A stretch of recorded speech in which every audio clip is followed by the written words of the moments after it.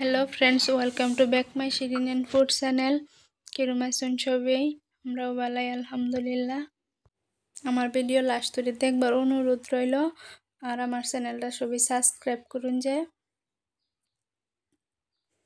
এটা হচ্ছে ব্রয়লার মুরগি, বইহালে ব্রয়লার মুরগি আনছে। এখন আমি রাতের রান্না বাজ করতেছি।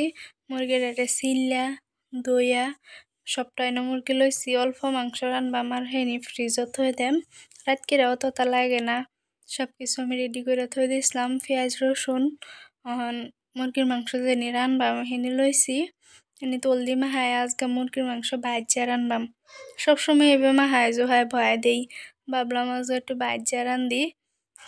বাজাত বয়া দিছি, অল্প হালকা করে ভাজবার মতো ভাজতাম না, তো বেশি ভাজলেও ভালো লাগে না খায়া। যে বাজাত বয়া দিছি, অনেরই ভাজা হইলে হেন পেস্টের চপ দিয়ে আলবাম। এই যে অল্প অল্প ভাজা হইতাছে। আর এক চুলা তিনটা আমার সেরার লিগে বয়া দিছি তরহারি। তার লিগে আমি হজ আর হলদিটা রান্ধি, লিগে তার লিগে আগলাবা রান্ধি।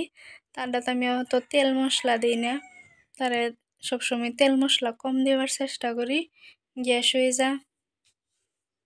তারটা পানি দিয়া বয়া দিছি, তারটা অত বেশি ভাজিও না, শক্ত হয়ে গেলে আবার খাইতে থাকতো না।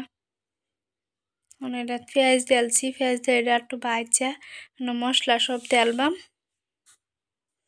হজ হলদি আর মরিচের গুঁড়া সব দেলছি। এরি অল্প বালা হয়ে কষাইবাম, কষানি হইলে জুল দেলবাম। জুল দেলছি, এখন অল্প জল দিছি, বেশি দিছি না, আগের থেকে ভাজছিলাম। অল্প সিদ্ধ হয়ে আছে, এলিগাও তো জল দিছি না। যে আমার তরকারি রেডি। আমার বাবার তরকারি ওইন্দা হয়ে আছে। বাটি বয়ে দিতেছি, ভাতের মধ্যে 4-5টা আলু দেলছি। আলু ভর্তা আর মুরগির মাংস, রাতকে আরও তো তার আনতাম না। ভাতও বয়ে দিছি। আলু এই যে সিদ্ধ হয়ে আছে, আলু দিও নামাইলছি ভাতেরতে। ভাত বাইরে বাদে ভর্তা বানাবার বইছি। মস্তি বালা করে কেসলায়া আলু ভর্তাটাও বানাইলাম। সবাই হেন্দা বই রয়েছে, তালিলে এরকম বালা ভর্তা হইব। ভাত দেম,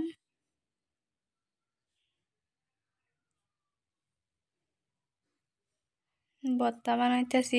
ভর্তা বানালে আমার বিরাট হাত জ্বলে, এলিগে আমি সবসময় ভর্তা বানাইবার চাই না। আমার ভর্তাও হয়ে আছে।